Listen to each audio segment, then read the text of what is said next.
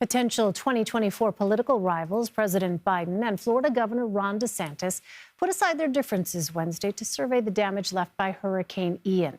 That's in contrast to DeSantis' former ally, former President Donald Trump, who spent the day criticizing Mr. Biden and his administration at the Hispanic Leadership Conference in Miami. It signals a further shift in the dynamic between DeSantis and Trump. Both men are expected to seek the 2024 Republican presidential nomination. For more on this, let's bring in CBS News chief elections and campaign correspondent Robert Costa. Bob, welcome. So how has Governor DeSantis' handling of Hurricane Ian and his cooperation with President Biden shaped his 2024 aspirations? It's good to be with you. October, just before a midterm election, is always a time, usually, when politics heats up. But because of Hurricane Ian and the devastation it has wrought across Florida, politics, particularly when it comes to Governor Ron DeSantis of Florida, has cooled down. You see Governor DeSantis, a conservative Republican, working closely with the Democratic President Joe Biden as they try to deal with the economic fallout, the structural fallout from what happened from the hurricane coming up the Gulf Coast of Florida, then cutting across the state.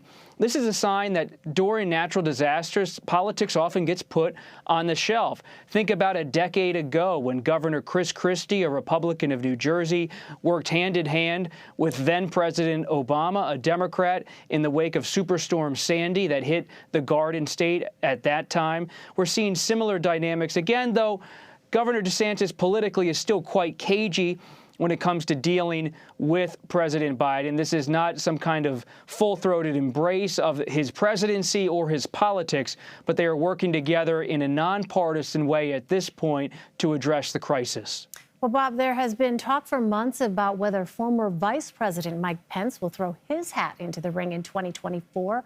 What has he been doing behind the scenes that indicates he might run for president?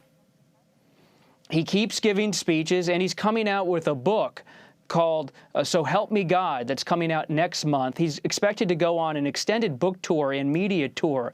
And usually when a book tour and media tour includes stops in early voting states, it's a sign that that person is perhaps considering a run for the White House. And when it comes to former Vice President Pence, his allies tell me he is certainly still trying to move toward a possible 2024 campaign, despite knowing that some conservatives close to former President Trump no longer appreciate him or his politics because of the way he resisted then-President Trump on January 6, 2021. Trump wanted Pence to try to work to overturn the election. Pence, as we all know, ultimately said to Trump he would not move in that direction, would not do Trump's bidding. That has led to some tension with Trump and with some Trump voters. But Pence believes he still has a base on the right wing of the Republican Party, conservative, religious voters who look to him to be their advocate on issues like abortion rights, which he opposes. All right, we'll continue to watch that. Meantime, a piece published by The Hill last week listed 5 independent candidates most likely to run in 2024. Bob, who are they, and how might a crowded pool of independent candidates impact this race? It's very hard organizationally to put together an independent campaign, but that hasn't stopped some outside groups like No Labels and other independent, more moderate groups to think through what is their path to a possible presidential campaign in 2024. And it's not unprecedented to have an outsider candidate come into this, though it's not always the case. You think back to 1992 with Ross Perot when he ran against Clinton. Now, you look at this article in The Hill, it mentions Liz Cheney, the outgoing Wyoming Republican House member, Andrew Yang, who ran as kind of an outsider Democrat in 2020, and some media presences like Kanye West and radio personality Howard Stern, maybe even an actor, Dwayne "The Rock" Johnson, as candidates who are on the list, at least in the minds of some who think someone could come in and rupture the political system. But I just covered Congresswoman Cheney, for example, in recent weeks, and she said when it comes to a third party or independent bid, it's very difficult, and she would lean toward running inside the party if she makes that decision, rather than as a third party candidate, because it's so hard to get on the ballot and raise money and compete with a two-party system that's very much entrenched in American politics. That's right. History has shown it is such an uphill climb for those candidates who try to become independents that way. Well, we are about about a month out now from midterm elections, and former President Trump has not yet announced a 2024 presidential bid. Bob, is it clear why, and is there any sense at all of when an announcement could happen? His allies tell me behind the scenes that he is still moving toward a possible 2024 presidential campaign, but he is weighing a lot of factors.